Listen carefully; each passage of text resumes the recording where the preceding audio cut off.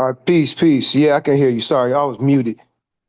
So, Yeah, yeah. I wasn't gonna do it, and I was like, man, ain't nothing to it but to do it. Let me stop playing and put and make this 6 o'clock thing. I was up at like 4:30 and then I got Bro, my juices prepared for our new moon today. oh, cool, cool. So I got like some pineapple, some apple, grapefruit, a little bit of habanero, lemon and ginger. All right. And I added some berries to like my pineapple and what else did I put? I think I put apples and lemon. And then I got like some banana walnut milk. Wait, hold up. I was about to jump right into the yoga. Look, let me make my juice. This is going Yeah. on. I don't have no YouTube followers, but this is on YouTube. Oh, all right, all I'm not promoting no YouTube, nothing. I don't really. Oh, right. yeah, I'm just like I'm having fun. This is all fun now. Like it's not. Yeah. Yeah, this is this. That's how I'm doing this part. So Yeah, it's stressful chasing all that it's trying to. Yeah, and I don't want followers and the to, audience. Yeah, bro. And you know what I want to do? I just want to document the next 4 months so I can look back at it, or other people could be inspired. Look back, like, oh damn, like look, you could actually see the progression. You know what I mean? yeah, right. On something that's not Facebook because they delete the videos. What, after So like 30 days or something like that? yeah, yeah, they deleting videos. Facebook. They probably don't have enough bandwidth. Oh, yeah. Yeah, Oh, excuse me. I'm getting. You ain't gonna say Yeah. I ain't gonna say it on the live, but I ain't stealing them, but I'm getting a bunch of apples for free. Oh, bro. Yeah, yeah, yeah. I ain't gonna say how. I ain't stealing them, but I ain't gonna say how.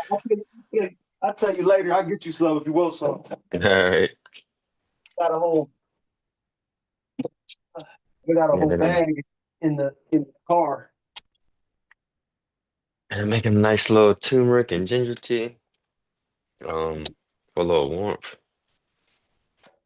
Reduce some of that inflammation in the cold. I was gonna take a walk this morning, but it was raining, and I ain't feel like putting on a whole bunch of like raincoats and stuff. Thinking about I was thinking about not doing the morning joints so I could do my morning walks. And I was like, I don't even feel like walking in this cold, bro. Yeah. And I'm from Wisconsin, so I'm being a whole punk about it. Like I didn't grow up in like negative 2,000 degree weather. Right. I grew up in the snow and ice but I'm like, I don't feel like it, bro. I was like, I'm gonna sit in this warm apartment and do yoga in the morning. If I want to do a walk early at like 4, I get my ass up and go out there. Ugh, what is on these? Wax. Whatever. The one people always like, so what you wash your stuff in? I'll be like, water. Yeah.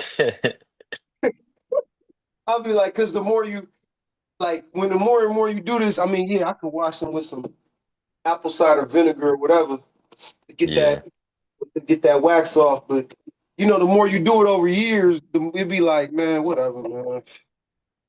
Yeah, that's how I am sometimes. I ain't sometimes I feel like it'd be a lot. He'd be like, you don't Try to scrub, avoid everything, man. you don't scrub each one with a scrub brush with salt from the Himalayan mountains. No, nigga, no, I don't. Yeah, I ain't gonna lie, I'm mostly just rent. I be rinsing and I be rinsing. That wax was kind of serious. Though. I might these apples right here. I might go ahead and scrub. All right. So, hey, when it comes to the warming, like warming foods, I Yeah. know turmeric, ginger, hot peppers, garlic, uh, would radish would radish go on that list? Yeah, it has like a pungency to it to me. A pungency to it. Mhm. Would onion go on the list as a I mean, cause warming? like what I'm thinking is like a lot of your warmer foods are like your root vegetables, your tubers, you know what I mean, your fats, anything that like in boosts or improves circulation. Uh-huh.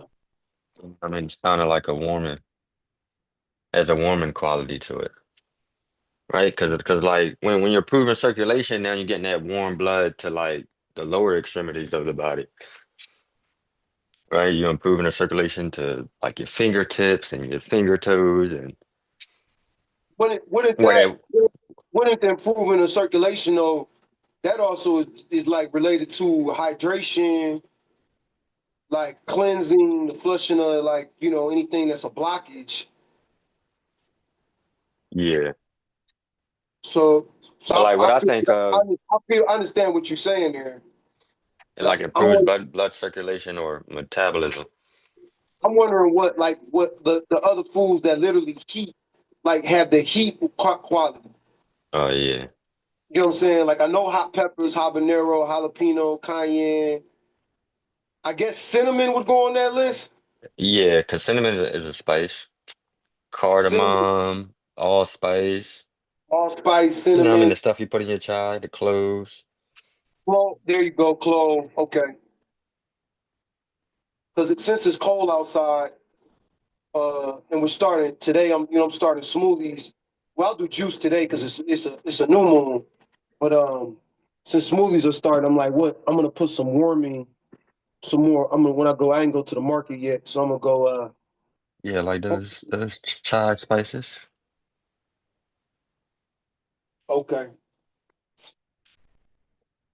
gotta go outside and get the rest of my apples. Yeah, I put some habanero in my that pineapple, apple and grapefruit blend that I made this morning. And I got some. Let's see here, nutmeg. I don't feel like that's warming. Nutmeg, no, but the cinnamon is. I got turmeric, cinnamon.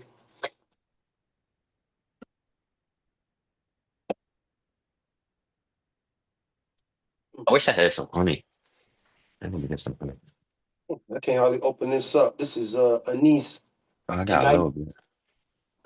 Yo, man, the Yeah, the meringue, star anise. the star anise. Yeah, this moringa, bro. This Hmm. moringa is really helping me to with my because I usually will with all this cleansing and fasting, I'll Hmm. hit my energy will drop at about 1 o'clock. I start falling asleep. Basically Yeah. my body just be like, and we're done. Go to take a nap. But I'm at work, so this moringa oleifera is what I'll get a consistent energy. Won't Uh, fall asleep while I'm driving, all that kind of stuff. I have consistent until it's time to go to sleep. as a I'm matter of probably fact, I should put a little maca in my nut milk for later. Cause that's gonna be my lunch. oh yeah. Here I got the clove right here. The clove tincture. I got a bunch of stuff tincture for parasite cleanse. I got this stuff Yeah. tinctured since 2022.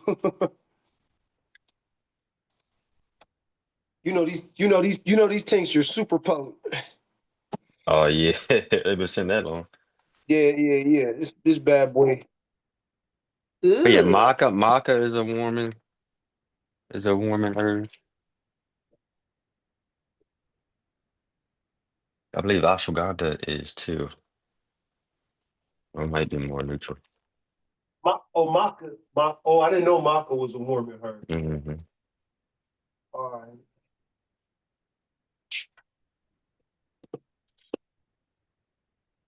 Woo.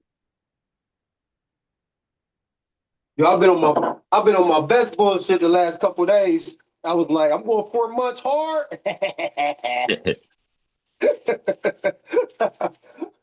Oh, it's gonna be good. I was on my best bullshit the past couple of days. Like, let's go ahead and get it out. All right, here we go. Little clove, bow.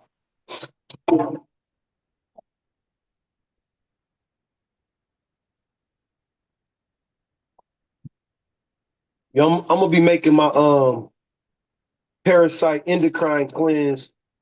The herbs. I'm gonna be doing that. You want to do a parasite cleanse with the group? I'm sorry, not parasite cleanse. My yeah, I got a plan for one a little bit later. In the joint, Mm-hmm. but I'm no, not the parasite. My pancreas endocrine. All right. My pancreas It's gonna endocrine. I got be I got I got to formulate that for some friends. If you know anybody who pancreas issues. deals with diabetes, that can be helpful. All right.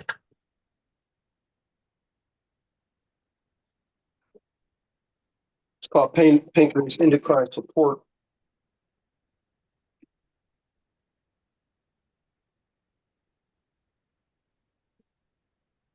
So, hey, Juan. So, since I'm doing these smoothies, 28 Mhm. days. Them smoothies make a big difference, don't it? Oh yeah, but bro, for me for one, I don't go through as many of the fasting like symptoms, but Hmm. also the ease of making them, just throwing it in the blender, Yeah. pouring, rinsing out, and being done with it. You know, versus Hmm. sitting here like I'm doing now for the juice. Uh, in the morning when I gotta like You know, roll out. I post in a group. I'll make a whole half a gallon, no problem, and that'd be my lunch. Yeah, I mean, that'd I be do. my breakfast for the morning. Yeah, I'll do one. I'll make it, and I'll drink a little bit. I'll drink like some water usually in the Yeah. morning, and then I'll drink. If I want a juice, I'll make a juice. Then I'll just put that. I'll make that smoothie, and then yeah, I drink a little bit in the morning. I'll drink the rest for lunch, and then I'm good.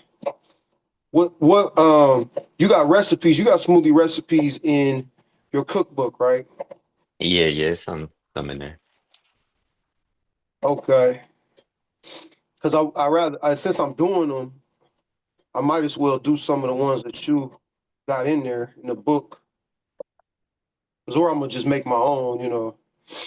Yeah, I make mine pretty simple.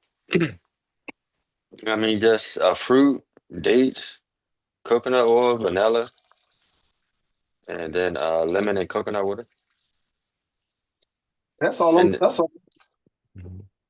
That's all I've been doing. and you get like a real good flavor and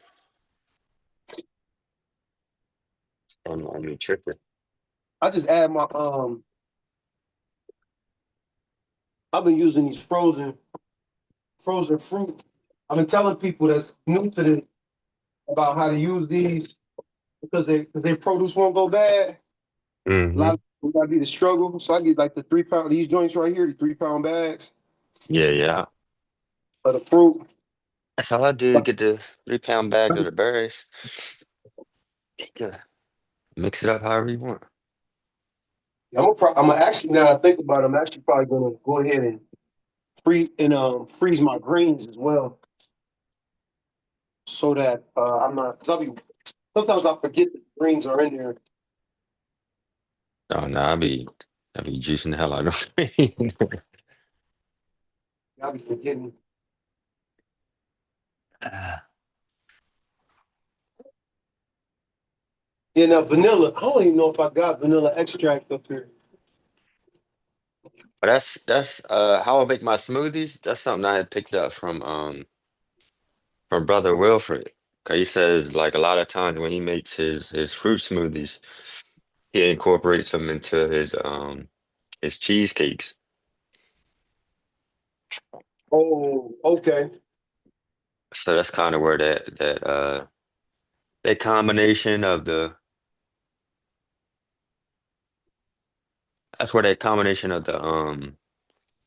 coconut oil, vanilla, and lemon comes from. That's basically how I make my cheesecakes. Yeah, Or do I got a total? man. These last I'm thankful for the group, man, for these last 4 months. 'Cause man, if for real shit, bro, if we ain't been doing it, if we wasn't doing the cleanse these last 4 months or had Uh, accountability I had through the group, I might be 280, 300 pounds right now, man. yeah. Real shit. I ain't even holding. Mm-hmm. That's it. I'm being honest, man. I mean, winter is the easiest time of the year to gain weight for most Uh, people. I say winter is the like the easiest and most challenging time of the year for most people when it comes to weight gains. yeah, That's where people usually pick up all their weight in the wintertime. it's just shit for me. It'd be the like, it's the cold outside, uh, and then and then on top of that, just I think the body want to hold on to weight too because it's cold. Yeah, But right. but the stress, man, I've been personally going through is the stress, that cortisol, man, and then just the eating habits. When I've like falling off and all that kind of shit, just being under high amounts of stress. I noticed my body craving is juice though the last few days. Hmm. I wonder how many people in the group fasting today. Uh, Actually, I want to do a check in and just get and find out who actually is with us. You know, Yeah. who I want to find out who is taking on my challenge. Uh-huh. So I know I got some brothers that's not a part of the group, Yeah. and they say they taking it on. Uh, One at least has joined the group, has joined the Telegram group. But my brother, bro Mike, bro Scott, um, I think you say his name, Sanu. That's one of the Bobbers. I need to hit up Baba Mike because he been rocking with us. He don't be in a group like that. He don't be in the group, but Jamie, he joined. Uh, I know Naomi say she down. You know, so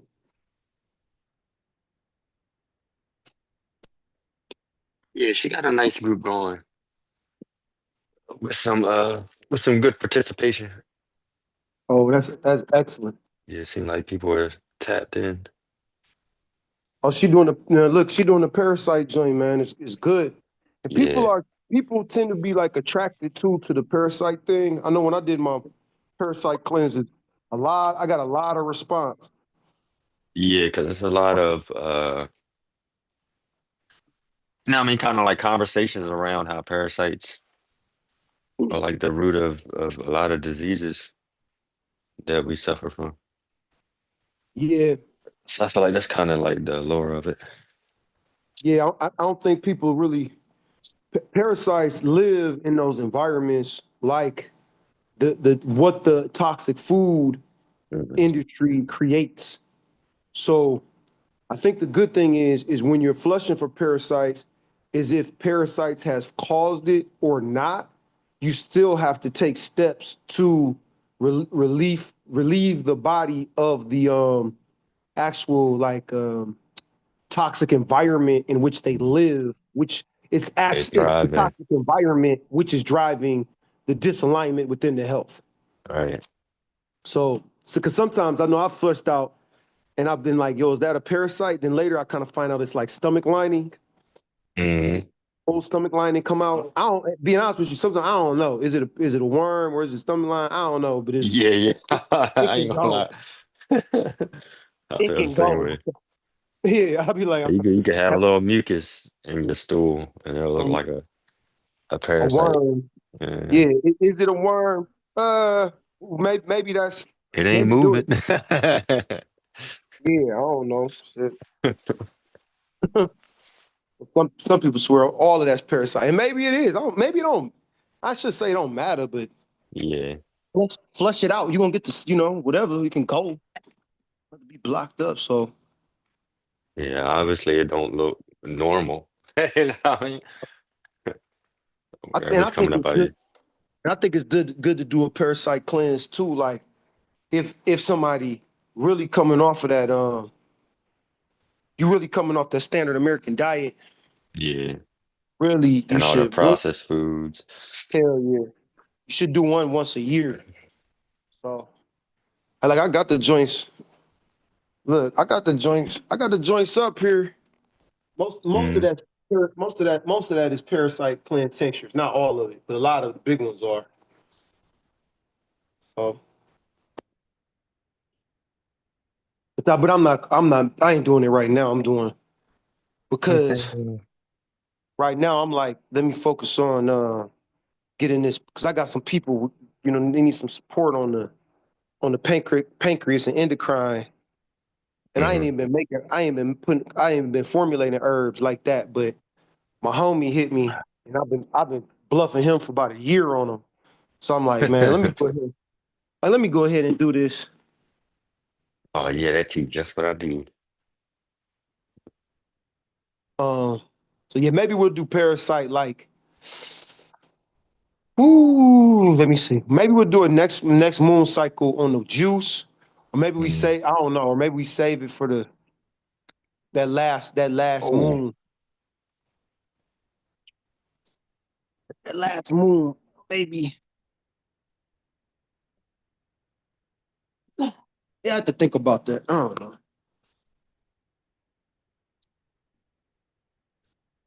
Okay. Ooh. Cause yeah, with these extended fasts, man, the shit you make the environment so inhospitable for them, mm. and then just have something to kill them. But yeah, or somebody really want to do it, send them over. Yeah, send them over there, Naomi's. Oh, All right, brother Joshua, I'm about to get on the road, head to work. all right, Right. I'm gonna stay on here. I'm gonna read from this yoga book Oh, I can while I'm listen to in that a little bit. one of these Mm. positions.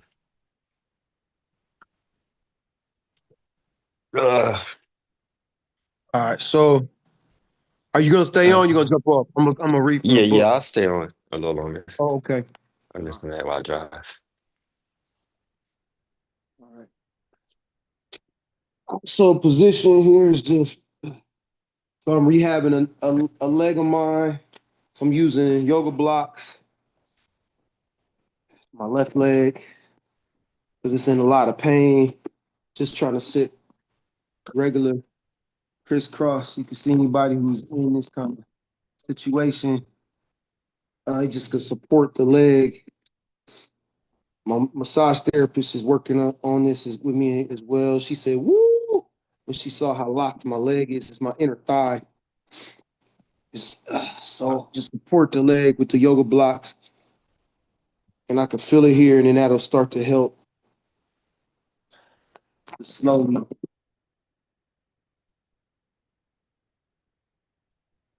Allow that leg to go down. Release. What is yoga? The word yoga is derived from the Sanskrit root "yu," meaning to bind, join, attach, and yoke, to direct and concentrate one's attention on, to use and apply. It also means union or communion. It is the true union of our will with the will of God. It thus means, says Mahadev Desai in his introduction to the Gita, according to Gandhi, the yoking of all the powers of body, mind, and soul to God. It means the disciplining of the intellect, the mind, the emotions, the will, which that yoga presupposes. It means to poise of the soul, which enables one to look at life in all its aspects evenly. Yoga is one of the 6 orthodox systems of Indian philosophy. It was collated, coordinated, and systematized by Patanjali in his classical work, the Yoga Sutras, which consists of 185 terse aphorisms. In Indian thought, everything is permeated by the supreme universal spirit, let me see, Paramatma, no, Paramatma, or God, of which the individual human spirit, Jivatma, is a part. The system of yoga is so called because it teaches the means by which the Jivatma can be united to or be in communion with the Paramatma and so secure liberation, moksha. One who follows the path of yoga is a yogi or yogin. In the 6th chapter of the Bhagavad Gita, which is the most important authority on yoga philosophy, Sri Krishna explains to Arjuna the meaning of yoga as a deliverance from contact with pain and sorrow. It is said, when his mind, intellect, and self, ahamkara, are free, are under control, freed from restless desire, so that they rest in the spirit within, a man becomes a yukta, one in communion with God. A lamp does not flicker in a place where no winds blow. So it is with a yogi who controls his mind, intellect, and self, being absorbed in the spirit within him. When the restlessness of the mind, intellect, and self is stilled through the practice of yoga, the yogi, by the grace of the spirit within himself, finds fulfillment. Then he knows the joy eternal, which is beyond the pale of the senses, which his reason cannot grasp. He abides in this reality and moves not therefrom. He has found the treasure above all others. There is nothing higher than this.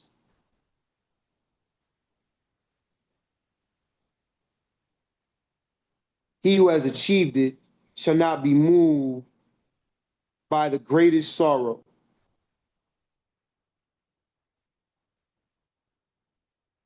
This is the real meaning of yoga, a deliverance from contact with pain and sorrow.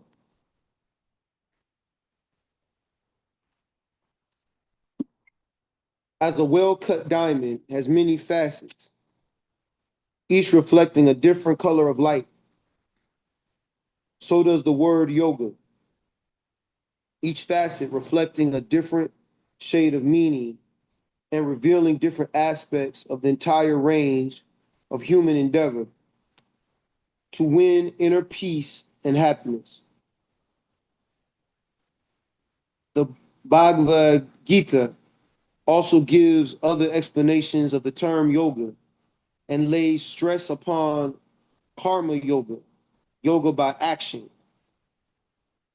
It is said, work alone is your privilege, never the fruits thereof.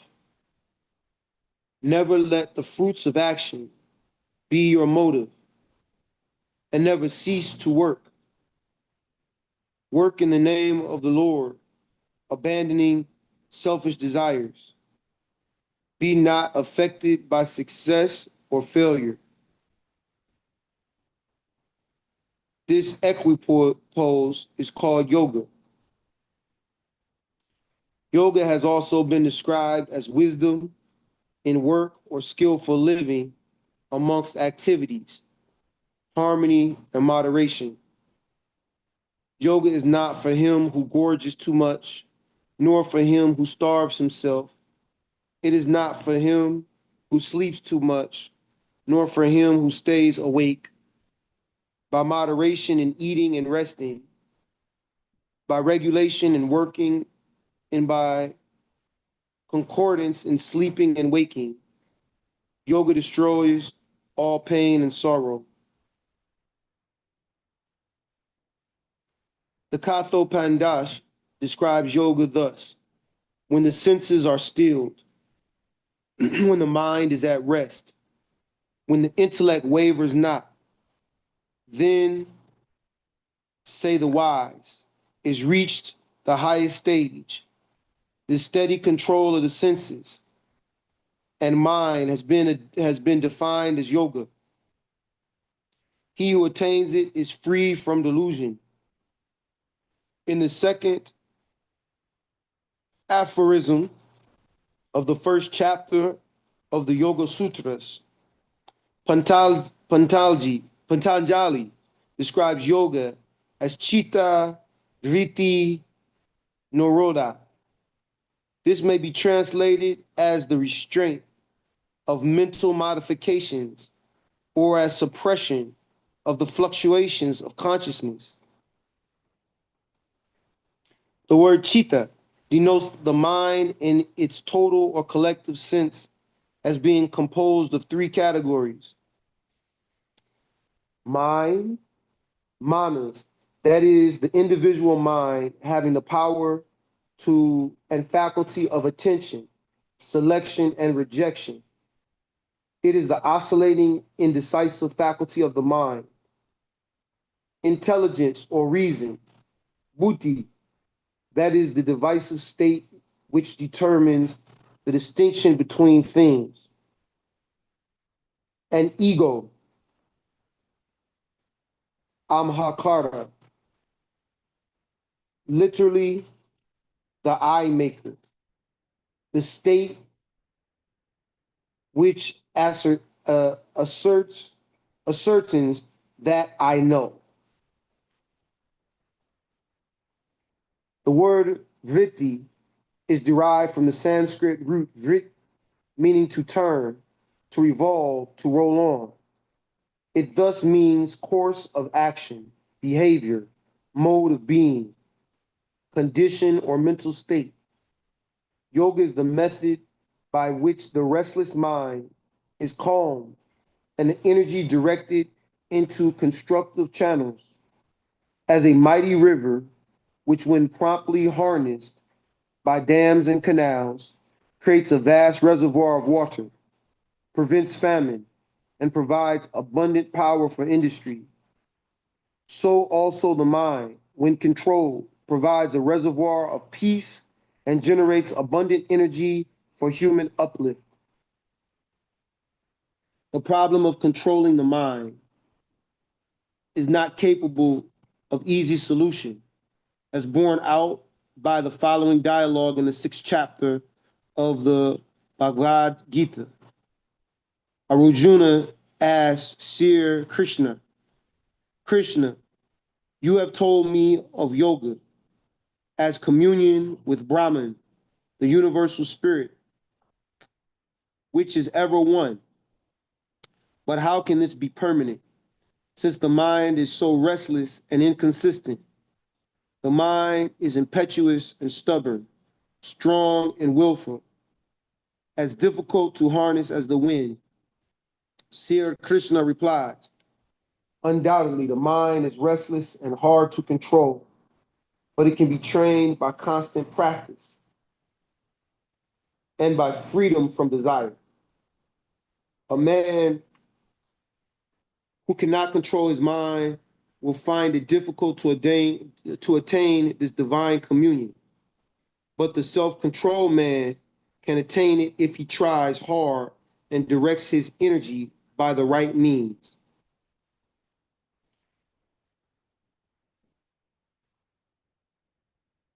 The stages of yoga. The right means are just as important as the end in view. Patanjali enumerates these means as 8 limbs or stages of yoga for the quest of the soul. They are yama, universal moral commandments; niyama, self-purification by discipline; asana, posture; pranayama, rhythmic control of breath;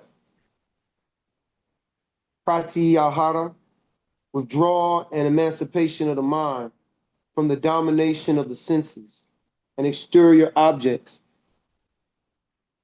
dharana, concentration; dhyana, meditation; and samdhya, a state of superconsciousness brought about by profound meditation, in which the individual aspirant becomes one with the object of his meditation. Paramatma, or universal spirit. Yama and niyama control the yogi's passion and emotion and keep him in harmony with his fellow man. Asanas keep the body healthy and strong, in harmony with nature. Finally, the yogi becomes free of body consciousness. He conquers the body and renders it a fit vehicle for the soul. The first 3 stages are the outward quest. Bahiringa Sadhana. The next 2 stages, pranayama and pratyahara, teach the aspirant to regulate the breathing and thereby control the mind. This helps to free the senses from the thraldom of the objects of desire. These 2 stages of yoga are known as the inner quest.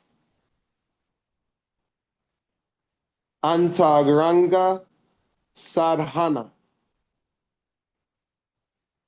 Dharana, Dhyana, and Samadahi take the yogi into the innermost recesses of his soul. The yogi does not look heavenward to find God. He knows that he is within, being known as the Antaratma, the inner self. The last 3 stages keep him in harmony with himself and his maker. These stages are called Ataratma, Sadhana, the quest of the soul. By profound meditation, the knower, the knowledge, and the known become one. The seer, the sight, and the seen have no separate existence from each other. It is like a great musician becoming one with his instrument and the music that comes from it. Then the yogi stands in his own nature and realizes his self, Atman. the part of the supreme soul within himself. There are different paths, margas, by which a man travels to his maker. The active man finds realization through karma marga, in which a man realizes his own divinity through work and duty. The emotional man, okay, so that's the active man. So it's multiple men here. The active man finds realization through through divinity, through work and duty. Okay. The emotional man finds it through bhakti marga, where there is realization through devotion to and love of a personal God. All right, so that's the emotional man. The intellectual man pursues jnana marga, where realization comes through knowledge. The meditative or reflective man follows yoga marga and realizes his own divinity through control of the mind. Oh, that's interesting. The intellectual man, so it's the active man, the emotional man, the intellectual man, and the meditative or reflective man. Which one you think you are, the one?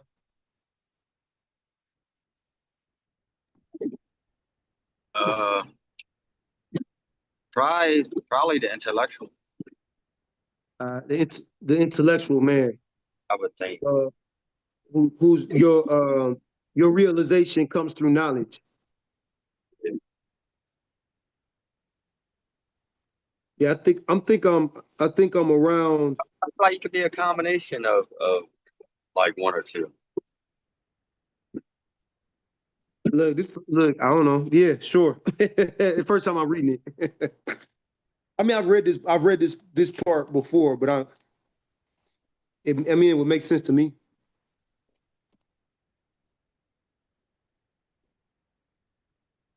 You know, when it comes to like realizing our divinity, like it could come through, you know, in multiple faculties. Yeah, But I guess that's just speaking to the predominant. You know what I mean? What your you know what I mean? What grabs your attention the most? yeah. Like I think mine is I would say is the yeah, because I'm between like this emotional man, intellectual man, and the meditative man. Um, yeah, I've been like going through those, but I think more I found more peace with the yoga mara, with the meditative and reflective man.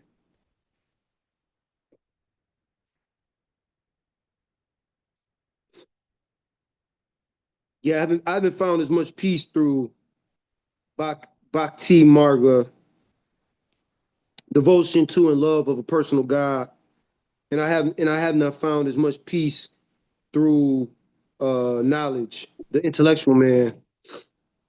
Even though I like studying and stuff,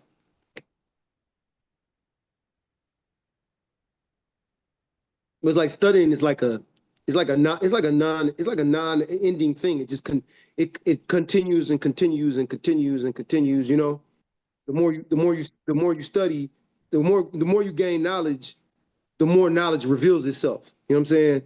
Yeah, right. Yeah, it's like never ending.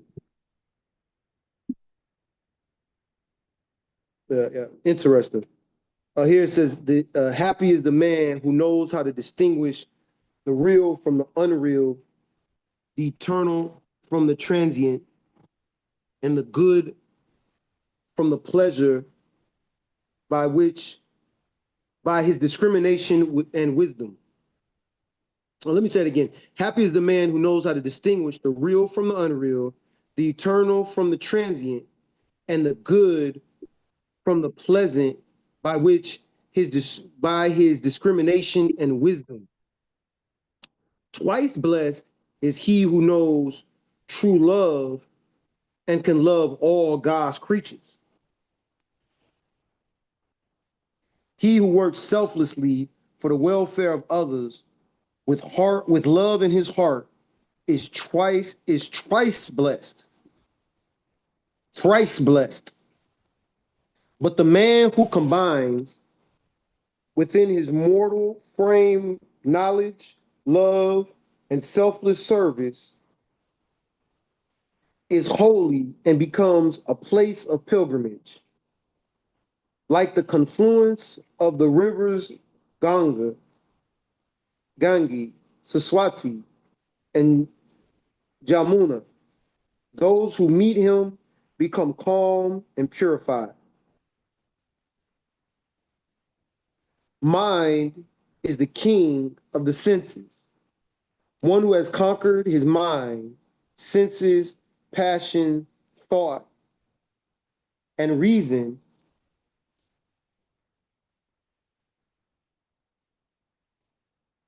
is a king among men. He is fit for Raja Yoga, the royal union with the universal spirit. He has inner light. Let me grab my highlighter real quick, so I don't have to come back and highlight later. This is good stuff.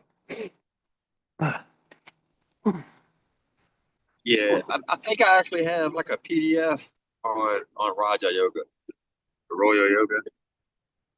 Oh, really? I had to find it. I think it's in my Google Drive. Oh, yeah, on Raja Yoga. Yeah. I think what made me look for the book was I think when I was deep into YouTube, and then there was someone talking about how there's a yoga for like every time of the day, and most people aren't.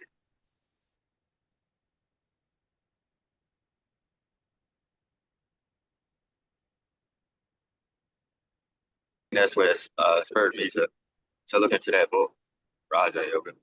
Okay. There's more to basically that there's more to yoga than just what I mean, stretching or getting into a pose. Yeah, yeah. Yeah, and this is Light on Yoga by BKS Iyengar.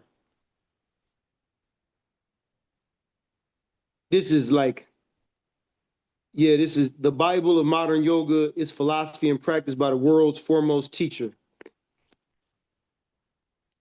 He's one of the ones that brought the practice to America. Yeah. He used to be on television a lot in all kind of places and stuff. Yeah. It's definitely a whole lot more. That's one of the reasons why I was like, let me dive into this, because you're not gonna see this. See, this is not like, this ain't like the American system. They just basically taking yoga and then they make it into like an exercise thing, Yeah, right. that they can make money off of. And it can for like some kind of superficial purpose. Oh, you can look, you got a nice body and you whatever, like work out. Like let's mix it with Pilates and power yoga with some weights and all this other bull.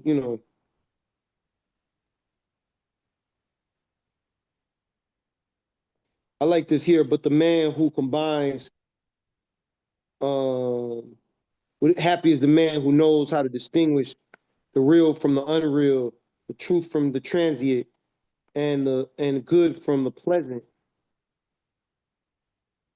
That's deep right there, man. The good from the pleasant by his discrimination and wisdom. And twice blessed is he who knows true love and can love all God's creatures. What's the difference between like good and pleasant to you? To me, When they said distinguish between what's good and what's pleasant. I think everything that's good is not always pleasant. You know, like the bitter herbs, right? The bitter herbs don't taste good, but Uh-huh. I mean, I'm sorry, the bitter herbs are not pleasant, but Yeah, they're but they're good. good for you. But they're good for you. Yeah. Correction, discipline, yoga is not pleasant. Oh, word. Yeah, Like word. just a second Something ago, me for just you posed. isn't always. What you say? Oh no, I was just gonna say what's good for you isn't always pleasurable. Yeah. Sometimes even like relationships, like there could be someone who's really a pleasant, they're really pleasant or pleasurable to be around. Uh-huh. But they're not actually challenging or good. Yeah. Like you may need a challenge. You may need something that's like more uncomfortable. Or even somebody who you like, man, I don't even like being around them. Like I don't even want to be around them, but that may be the medicine. Oh, I give you an example. Like I had like a kind of challenging conversation yesterday with a friend of mine, uh, over some, or the day before actually, just over some difficult stuff that's going on with him, and I had some kind of difficult things I needed to share with him, Yeah. uh, about his career and his health and stuff like that. Things that I just were not pleasant to talk about for either one of us, but I knew that I wanted to share it because it's one of those things where it's like later down the road, if something bad happens, you'll say, "Yeah, man, I was thinking about that." And you'd be like, well, why you ain't say nothing, right? Like because I would have said, I mean, truthfully, it'd been like because it wasn't pleasant to share, right? Like this is not a pleasant thing to share, but it was a good thing to share. You know, like he might be pissed at me now for sharing it, or he could be thankful for it. Like I can't really be concerned about that because he's a good friend of mine. So I need to share it because I love him. Right.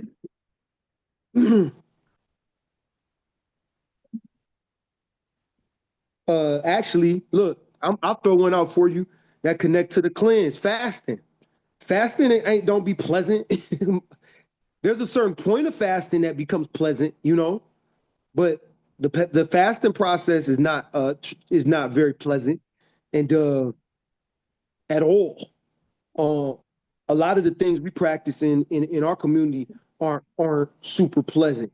So I think it's one of the reasons why folks would jump in and jump out of the practices, myself included, on certain practices. Letting grief work is not pleasant. Shadow work is not pleasant. Um, ego death is not pleasant. The testings that come is not pleasant. You know, yeah. So,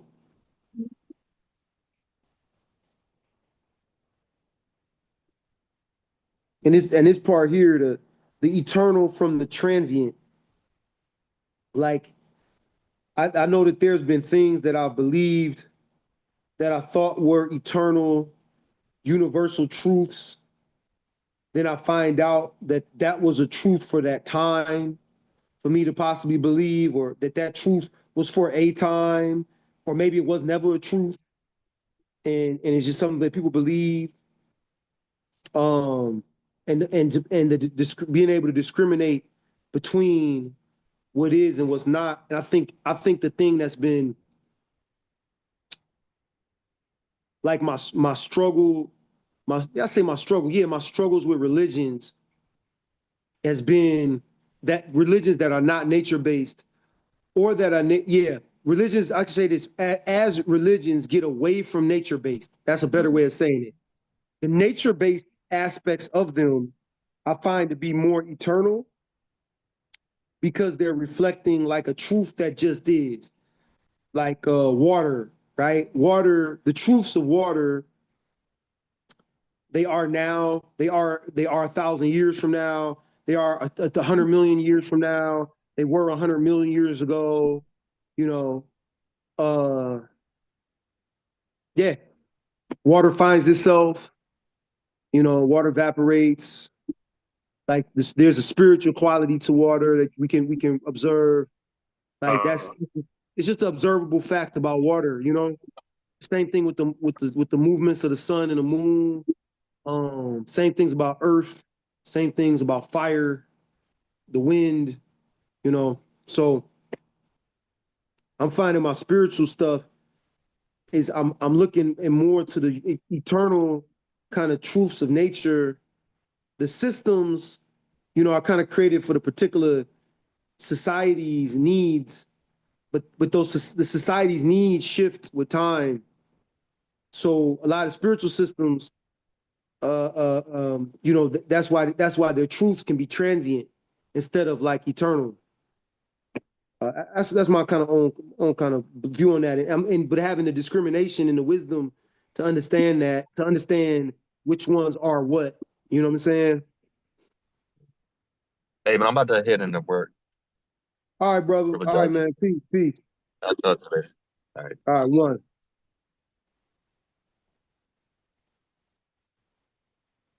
Okay, let's keep going here. Mind is the king of the senses, the one who has conquered his mind, senses, passions, thought, and reason,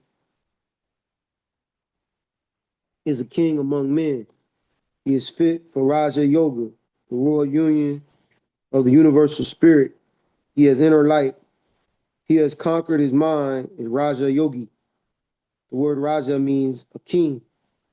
The expression Raja Yoga implies the complete mastery of the self.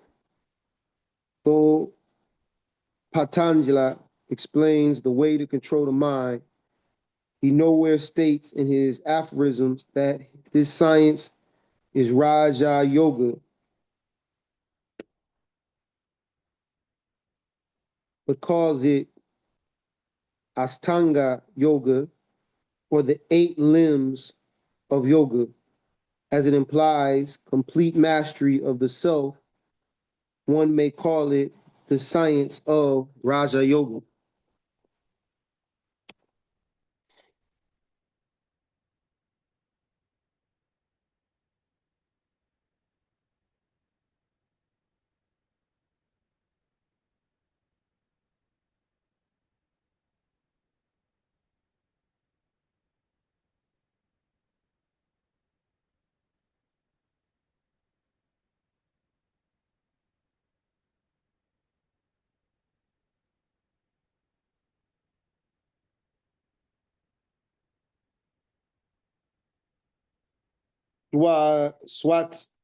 Swadmarama, the author of Hatha Yoga, Pradipka, Hatha meaning force or determined effort, called the same path Hatha Yoga because it demanded rigorous discipline.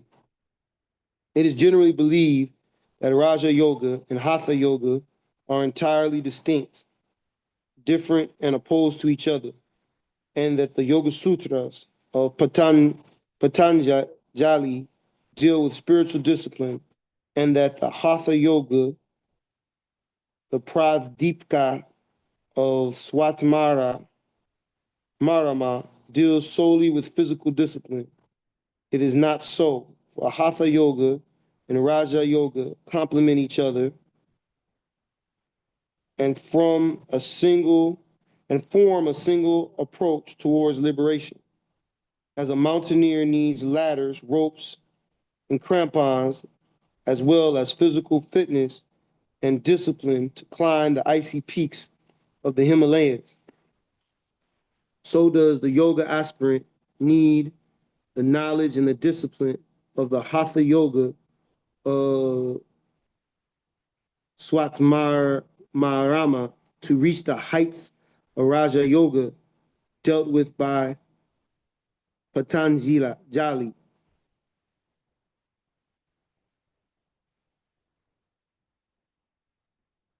Okay, so here he's breaking down that the difference between Raja Yoga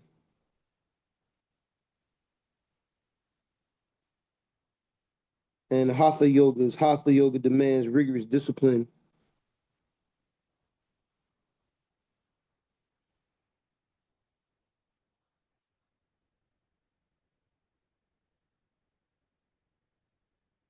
Some people think that the Yoga Sutras of Patanjali Jali deal with the spiritual discipline alone, and Hatha Yoga deals solely with the physical discipline, but that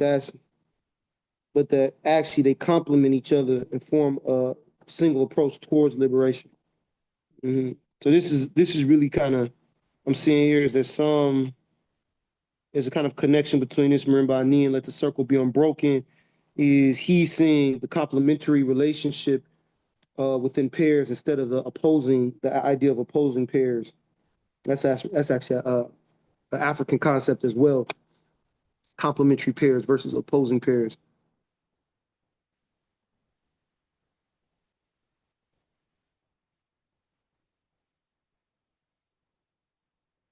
Okay.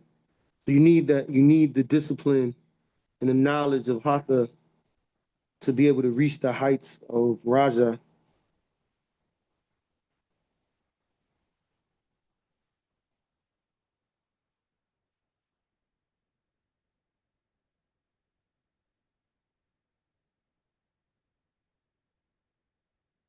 This path of yoga is the fountain for which other three parts.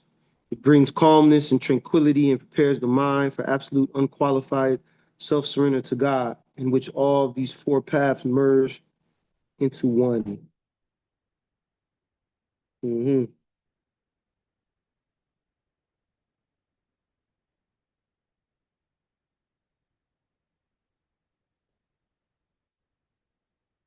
All right, so coming back here to a bit of a review.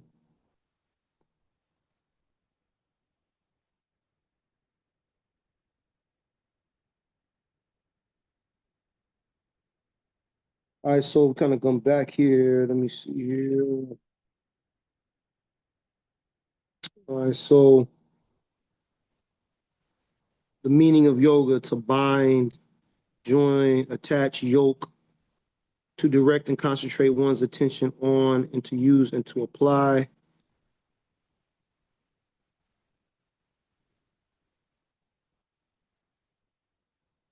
And I think this the big part is the true union of our will with the will of God.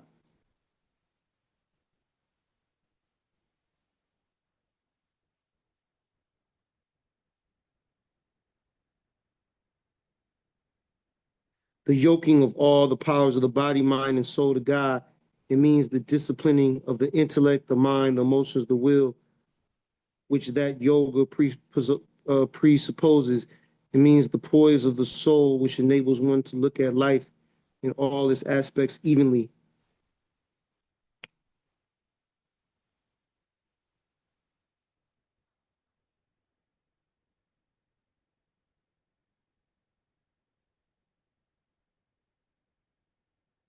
Everything is permeated by the supreme universal spirit, Paratama of God, of which the individual human spirit is a part.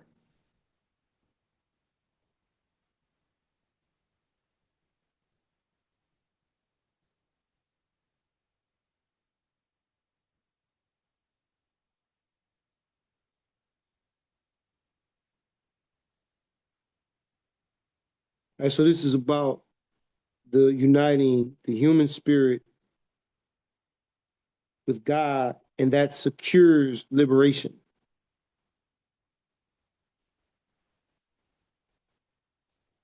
Mhm.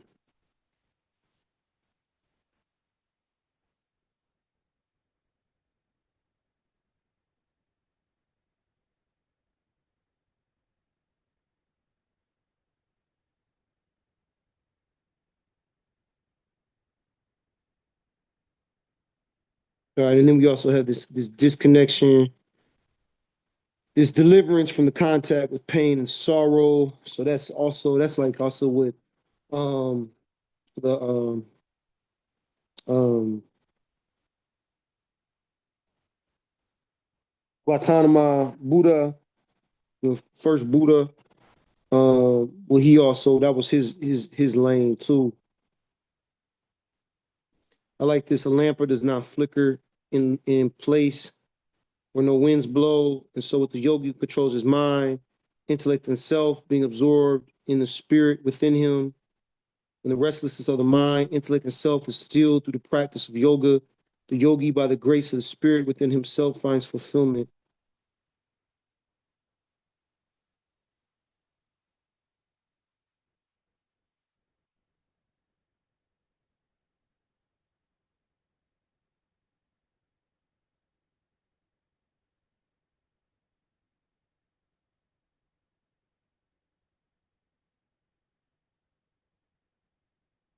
He then knows when the restlessness of mind, intellect, and self is stilled through the practice of yoga, the yogi, by the grace of the spirit within himself, finds fulfillment. Then he knows the joy eternal, which is beyond the pale of senses, which his reason cannot grasp.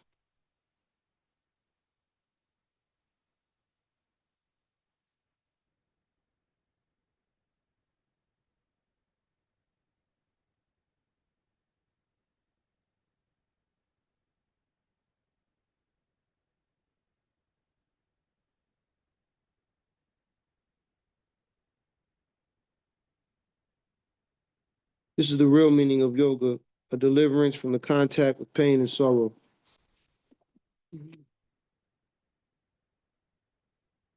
Okay.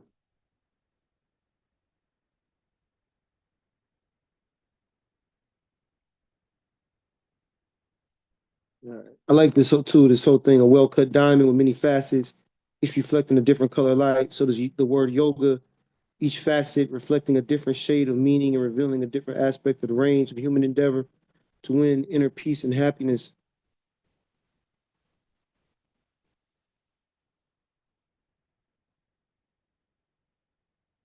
All right, so you have karma yoga, which is yoga by action.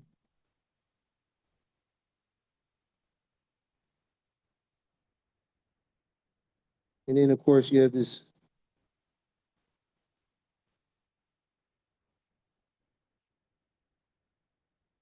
then there's this moderation thing, uh, right?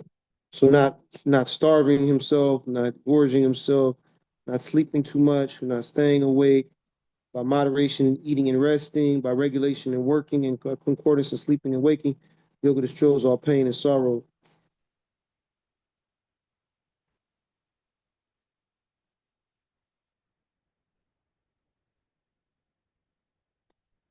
When the senses are still, when the mind is at rest, the intellect wavers not, then say the wise has reached the highest stage.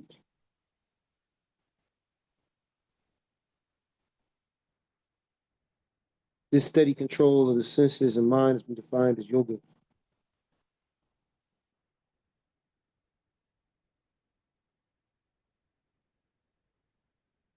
And it's free from delusion.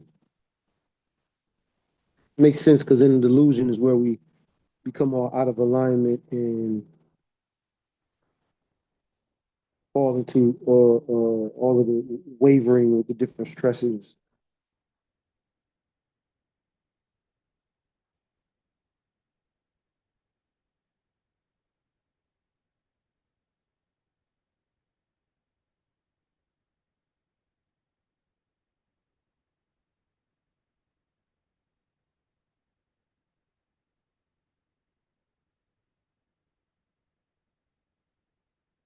All right. So yeah, the mind is broken down, total collective chitta, this idea of mental chitta, which is the mind, the intelligence or reason, and the ego.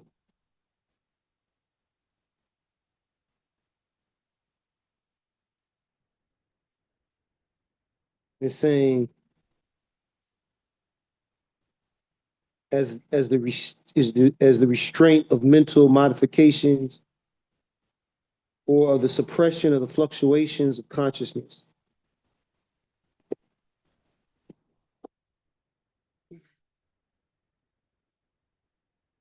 So and that's a beautiful part about yoga is this kind of stillness.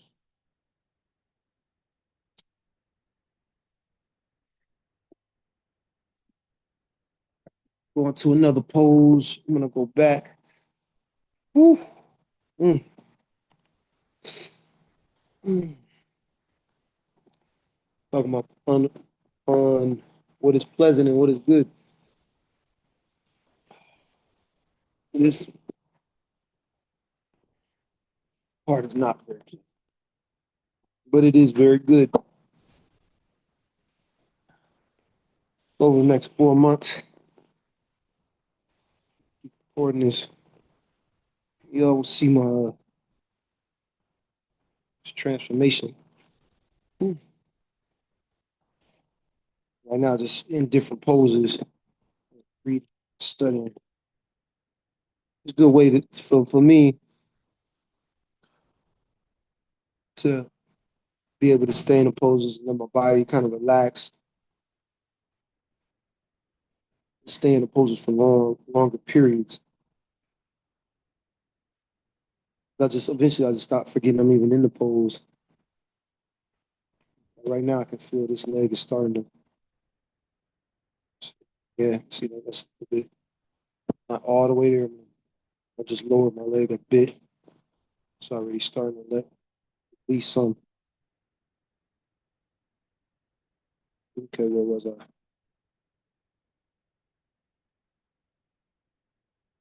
Yeah. So I have no I don't really actually know how to pronounce these words, but I'm giving a shot at it. But I have Indian friends who can help me, and I will ask, how do you pronounce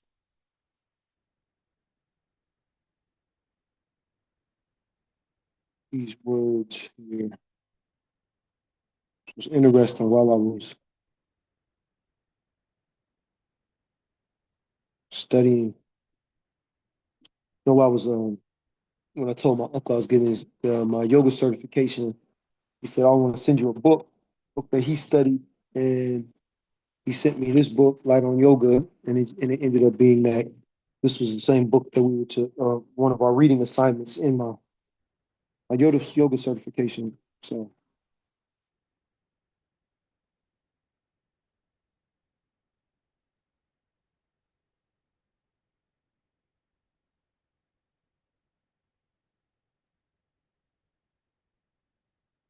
here we are in the second aphorism of the first chapter. We had this Chitta Riti Na Niroha. I think that's how you pronounce it. Right? And I like this as the restraint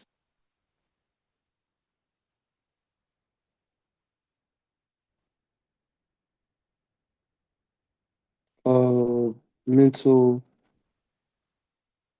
modifications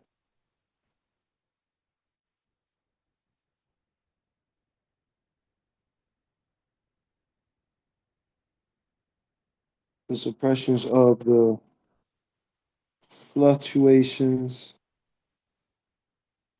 of consciousness.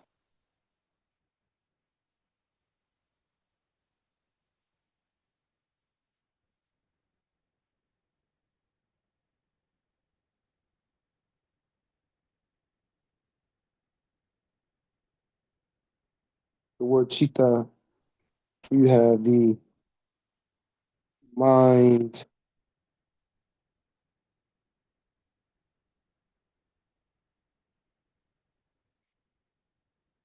you have this intelligence,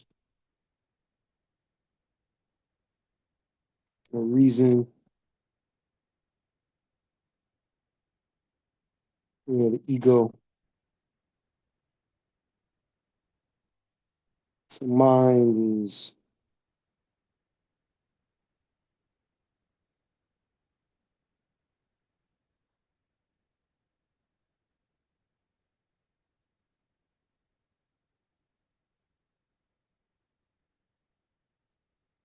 It's called manas. Intellect or reason is called buddhi.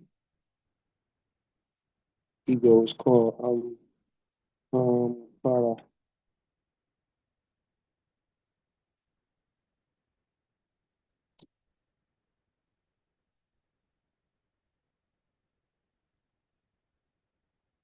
I maker. I know. The I maker. The I know. The ego. The intelligence. The reason. The buddhi. Okay, so this intelligence or reason is the decisive state. Okay, and then manas. It's the oscillating. It's the indecisive.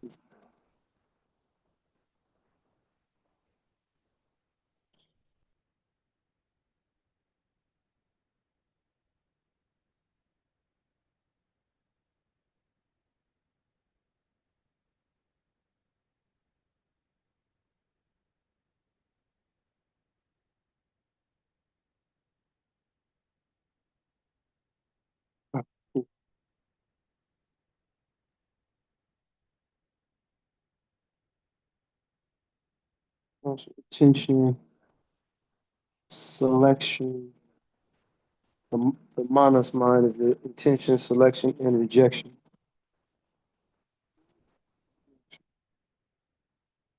Whew.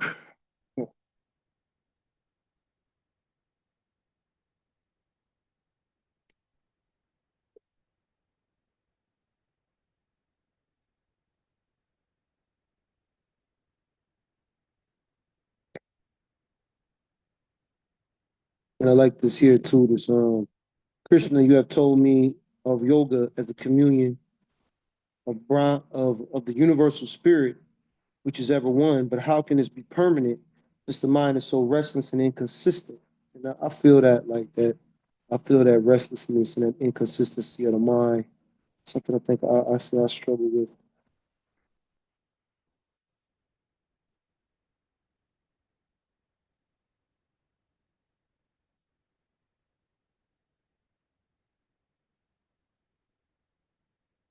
The mind is impetuous and stubborn, strong and willful, as difficult to harness the wind. Says undoubtedly the mind is restless and hard to control, but it can be trained by constant practice and by freedom from desire. A man who cannot control his mind will find it difficult to attain this divine communion. The self-controlled man can attain it if he tries hard, directs his energy by the right means.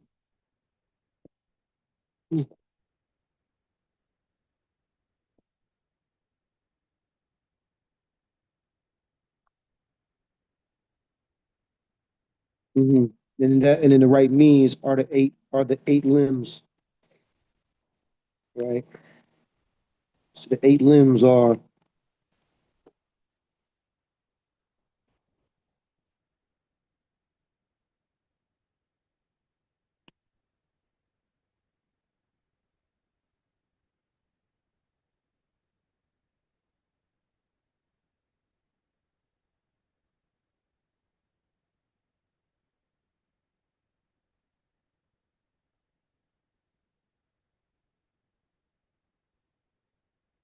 yama, niyama, asana, and pranayama.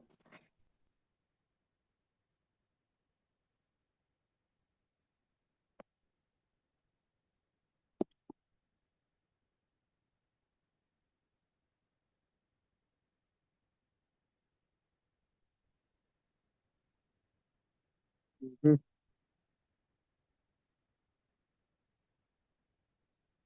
Then you got pratyahara,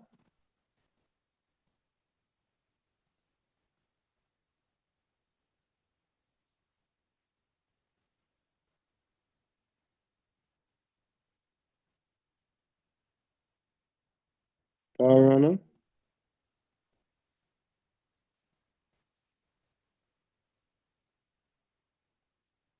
Diana.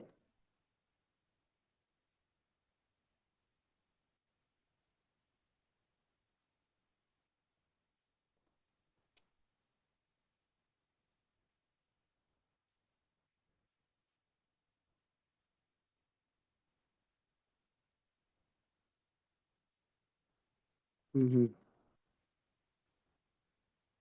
So Yana and Yama and Ninyama control the yogi's passions and emotions and keep him in harmony with his fellow man. Those are the universal moral commandments and self purification by discipline.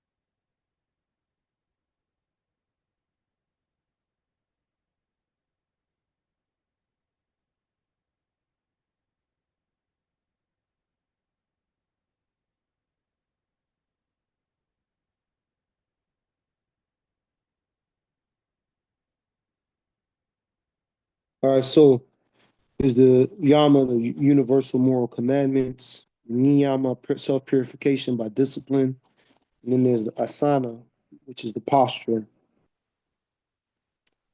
There's pranayama, which is the rhythmic control of breath. Then there's the pratyahara, the withdrawal,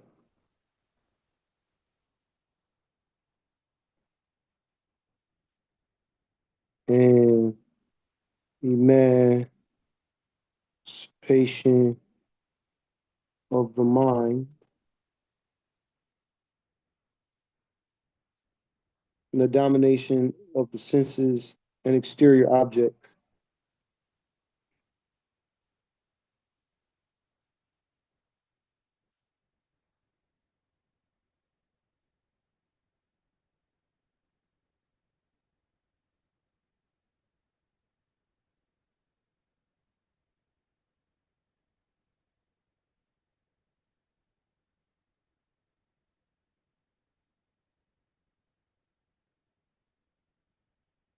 And there's concentration,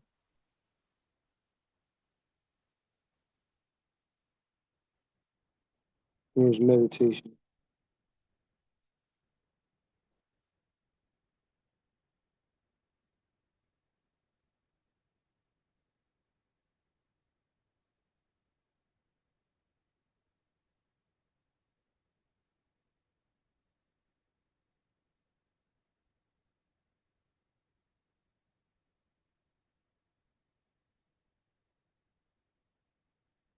And then there's the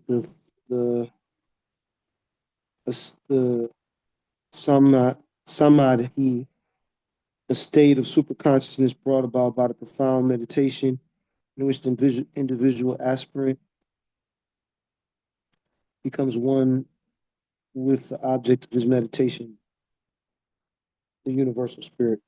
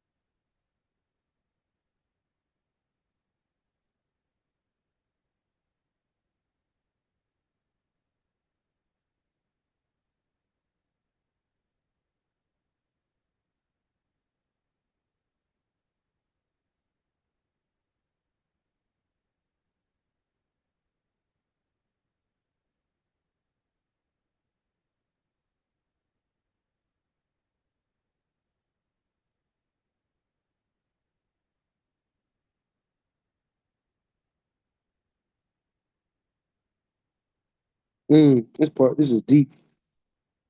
This thing about your first stage is, and the first stage is like Yama and then Nima keep keep Yogi's passions and emotions and keep him in harmony with his fellow man.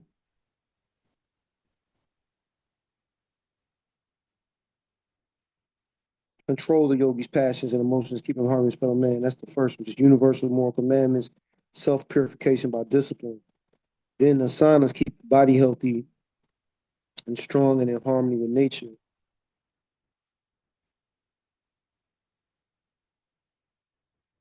And then finally, the yogi becomes free of body consciousness.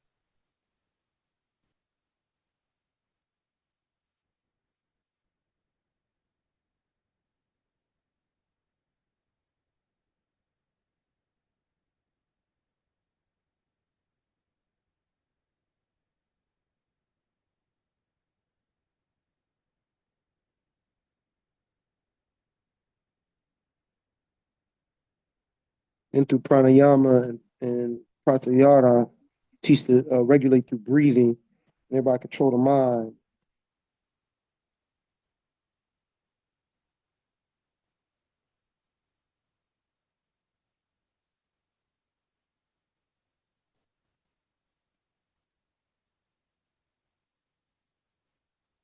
This helps free the senses from the thalrodrome, the objects of desire. Hmm.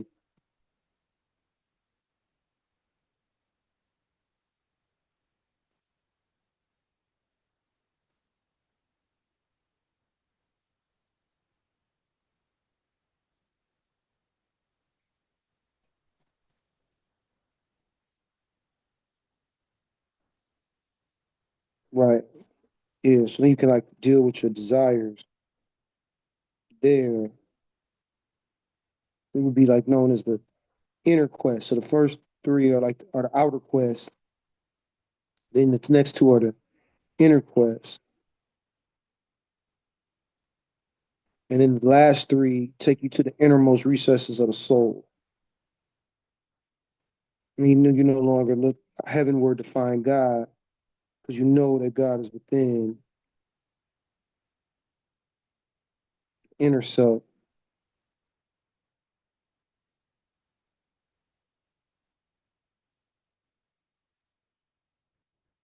the quest of the soul.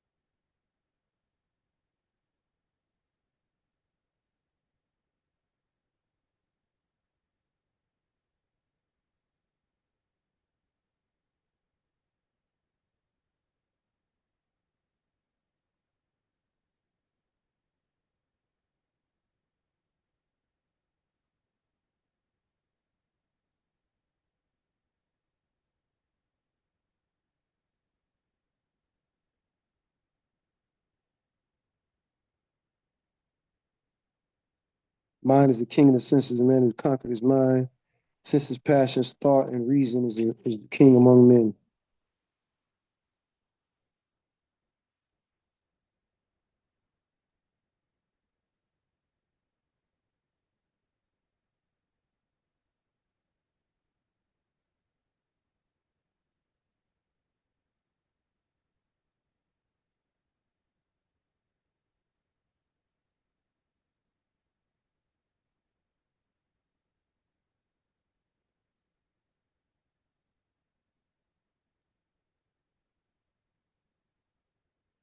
Hmm. All right. Okay. So,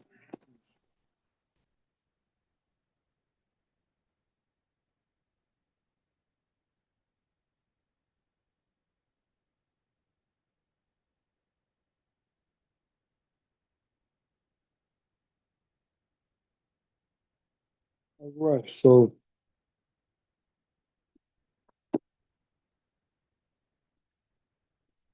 As long as I work on something every day, I'm doing,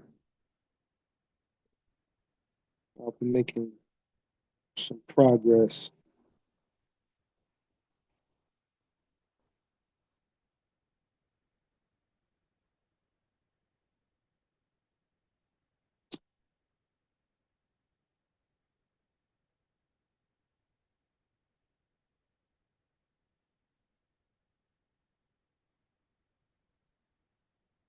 All right, the poses today is one, two,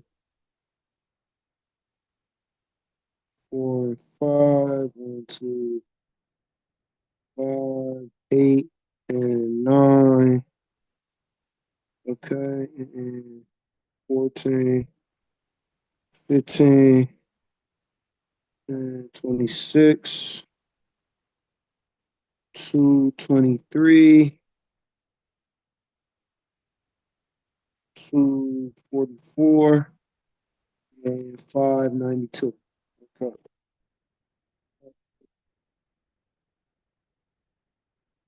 Uh,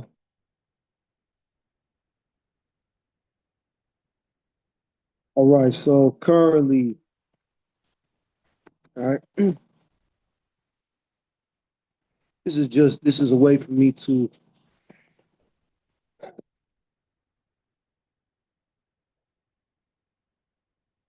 document my journey. So here on YouTube,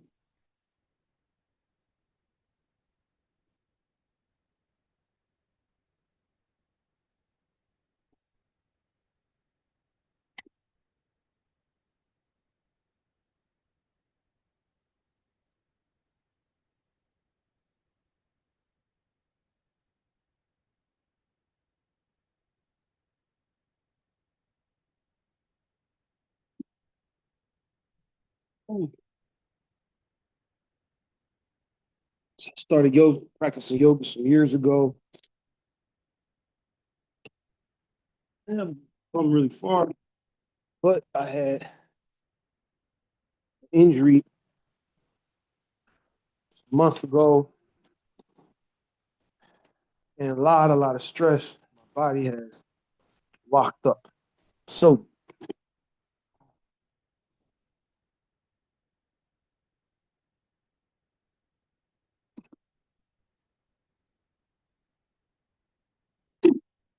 I also gained a bunch of weight.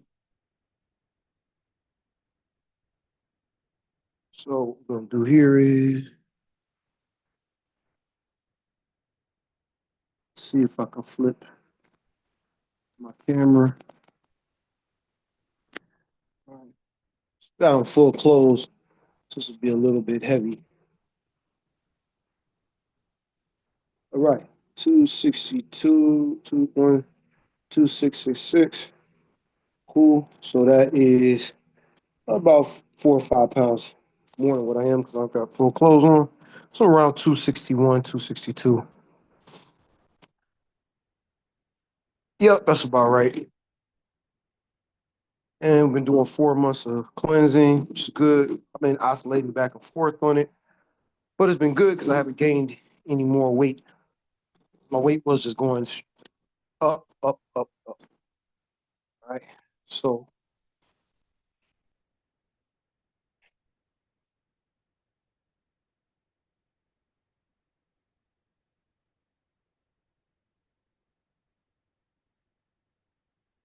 6'6" tall, pretty tall dude.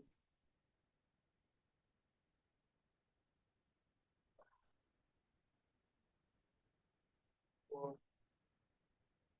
pretty good. Like,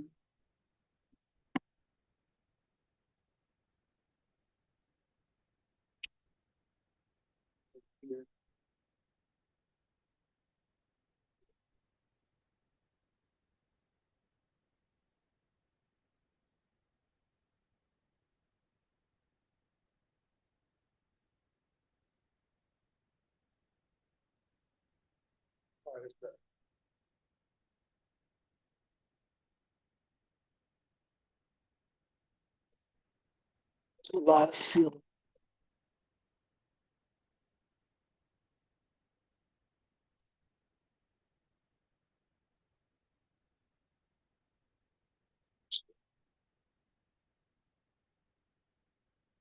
Each one of these, there's a course that I'm following this book.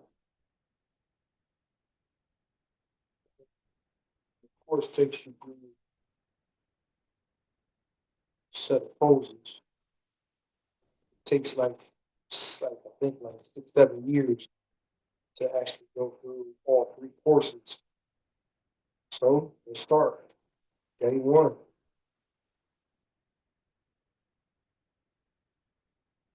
All right.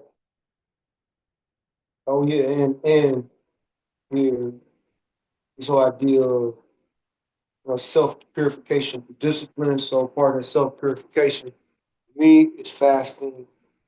We're also starting to fast on new moons, full moons, 36 hours. Fast on the equinox and solstices, 3 days. And currently, we're fasting from this new moon all the way to the next new moon on just smoothies. The next moon after that, the next moon cycle will be just juice.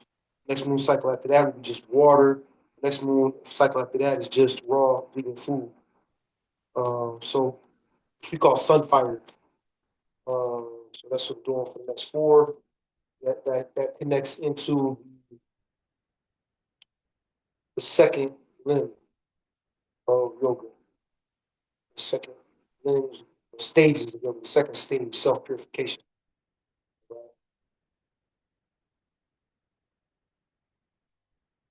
Yeah. And also that fifth stage, withdrawal, emancipation from the mind, the domination of the senses and exterior objects. Senses, that sense of hunger, we'll be working through that over time as well. Okay. So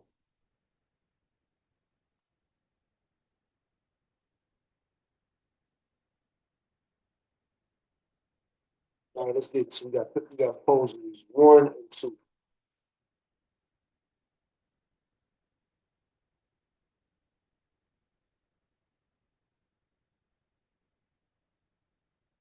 Stand erect with feet together, the heels and big toes touching each other. Rest the heads of the metatarsals on the floor. Actually, you want to do is I'm going to stand erect with feet together, heels and big toes touching each other. Resting the heads of the metatarsals on the floor. Stretch all the toes flat on the floor. Tighten the knees. Pull the kneecaps up. Contract the hips. Pull the muscles at the back of the thighs. Stomach in.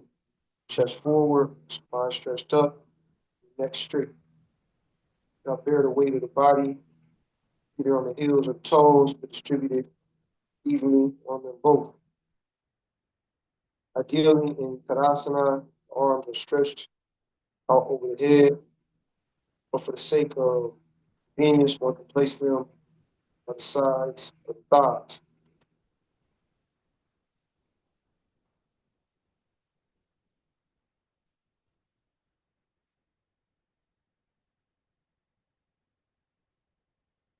Each of the standing poses described below, followed easily starting with the pupil standing in Tadasana, with the palms by the sides.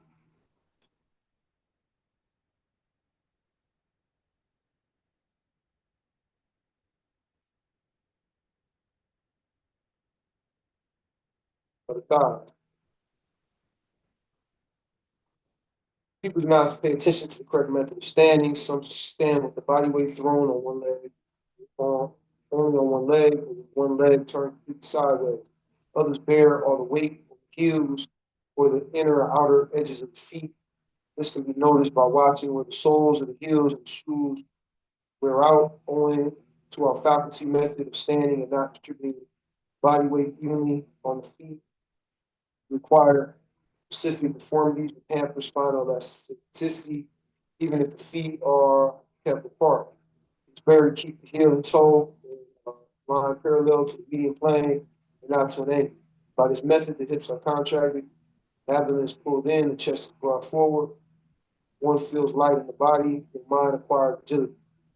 We stand with the body weight thrown only on the heels. Feel the gravity changing. The hips become loose. The abdomen protrudes. The body hangs back. Fine. And the spine feels strained. Consequently, we soon feel fatigue and the mind becomes dull.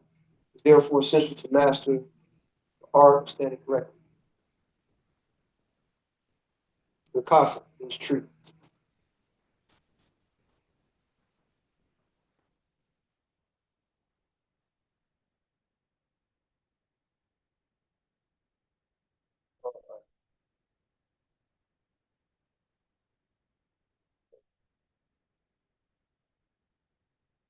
And let's see. All right. So, all right, the next one we're gonna come right from tree to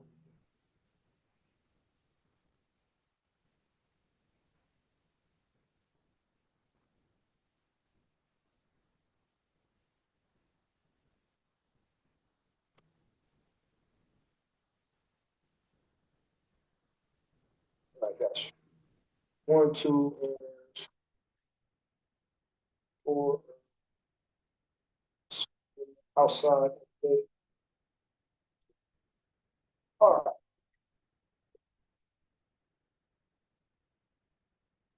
Yeah.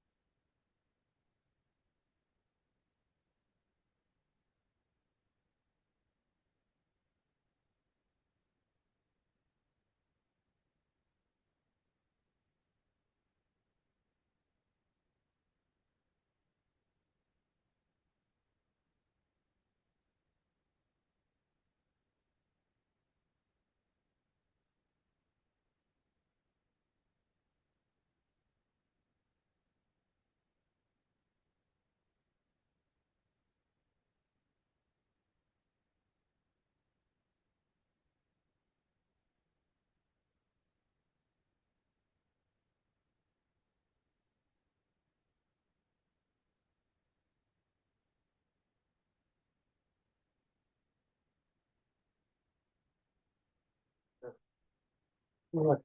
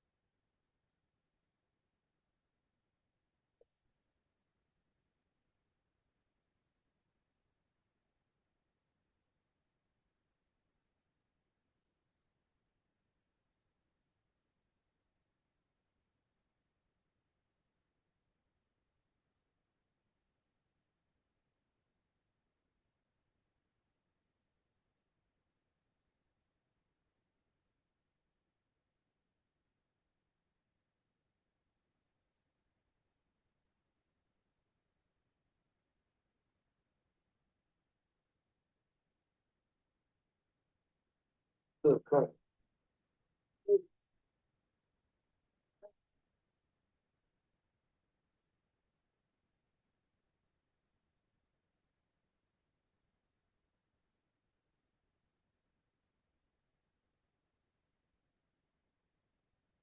Right. Well,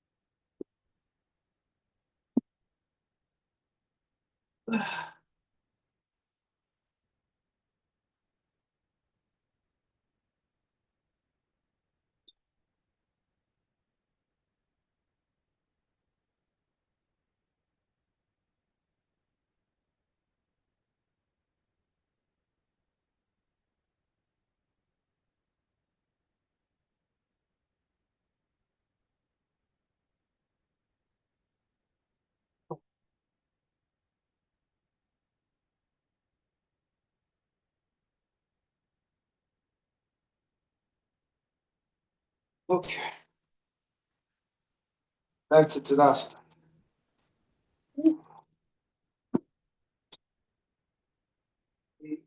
Uh, 14.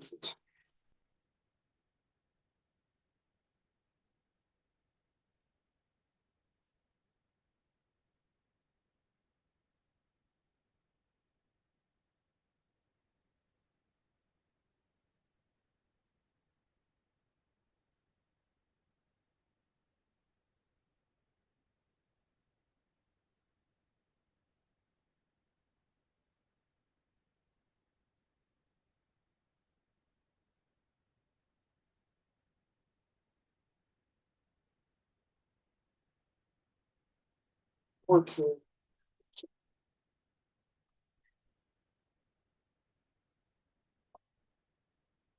Warriors.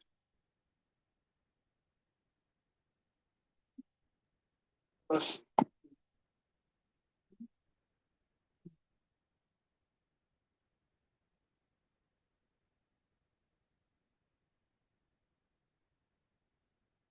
14, 15.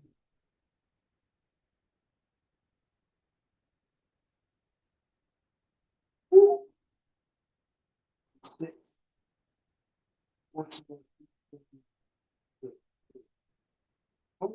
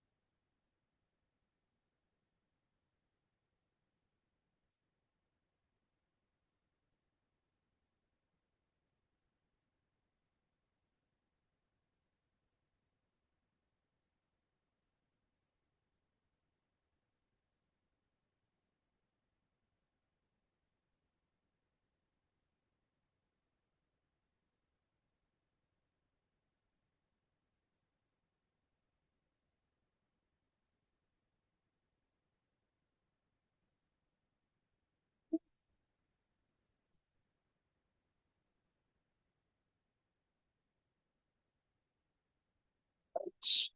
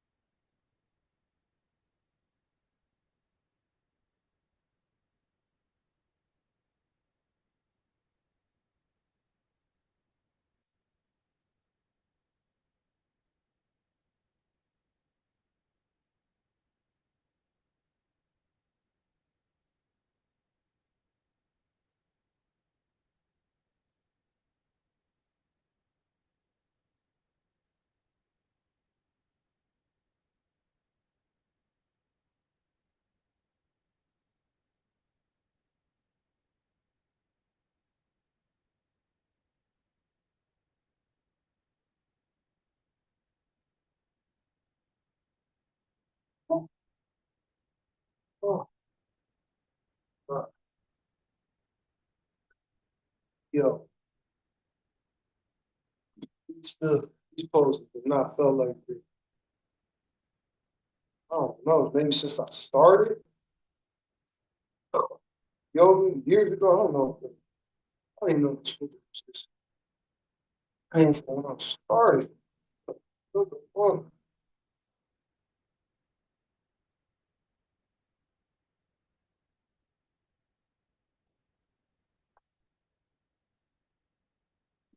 26.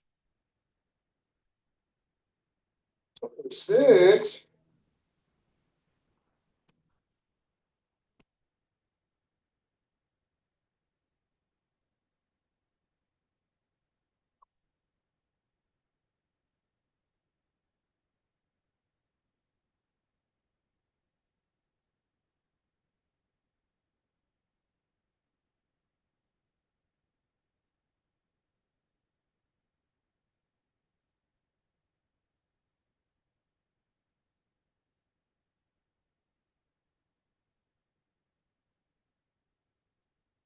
Yep, 26. Okay.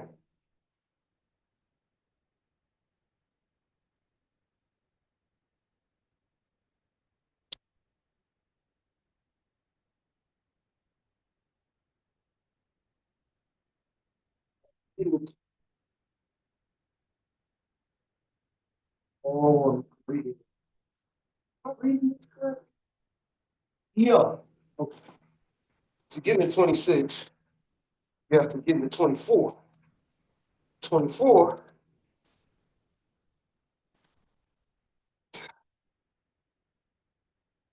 arms are too tight. Get into wrist. Up and try back. Palms pressed together. Oh, God. Oh,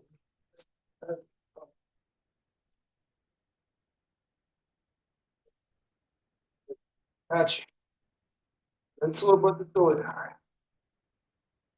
That's all I do. Stars, stars, stars. Just wrist able to do right now.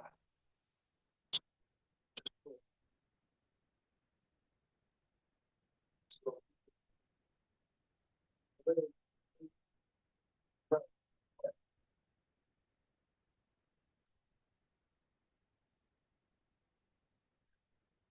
why wrist tight.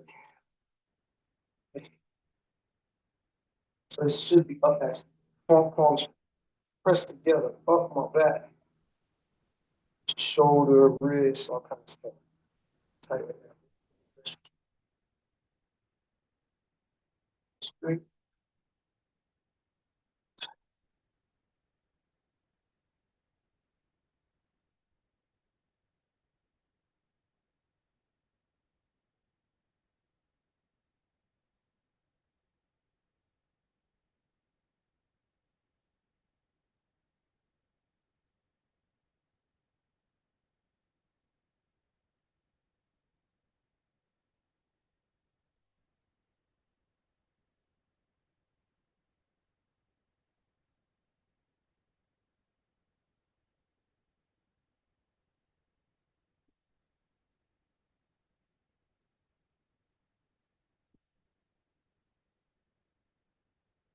Oh,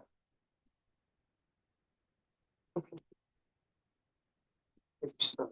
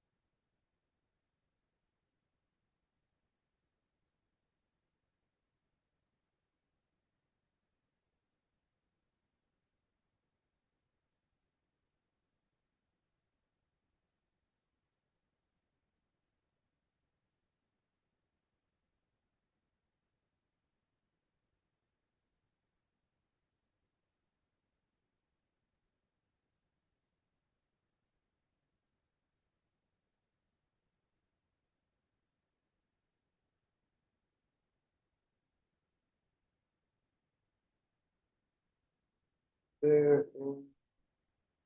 And 223.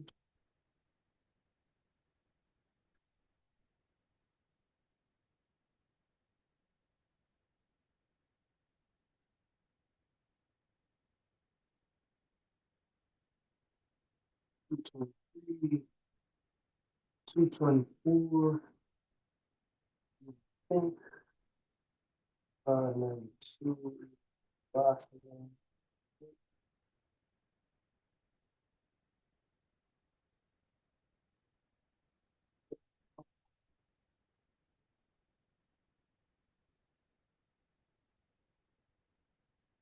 this one, this one is about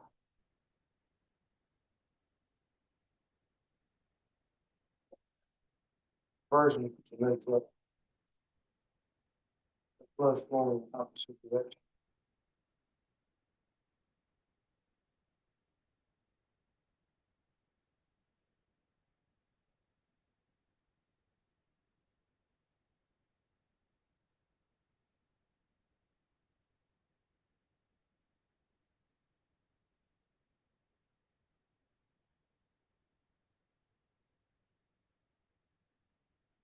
All right, let's go.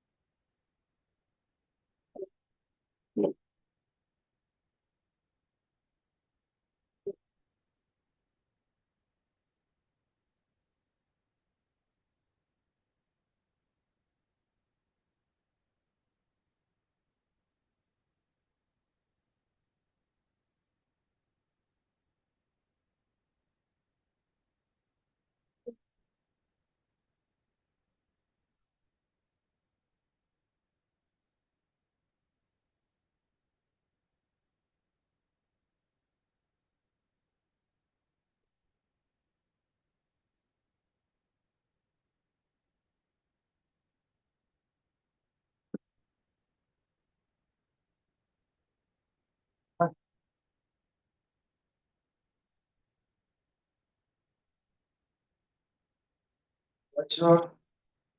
And there we go. First part of course one, day one, release for I believe.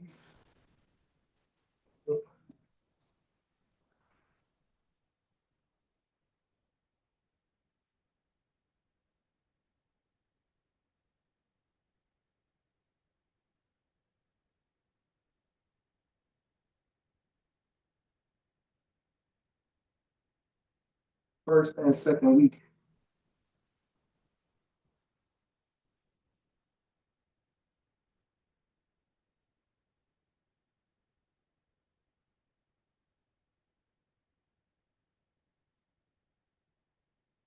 Go to the last one. It's Vipassana.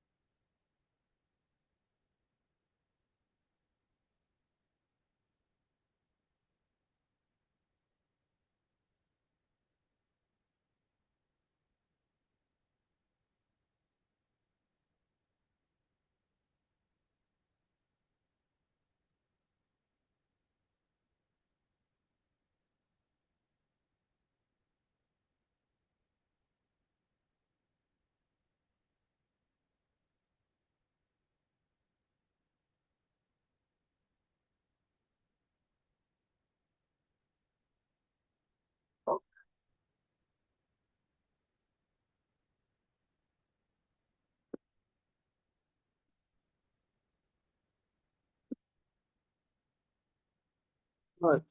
All right. That's day one. Peace and blessings.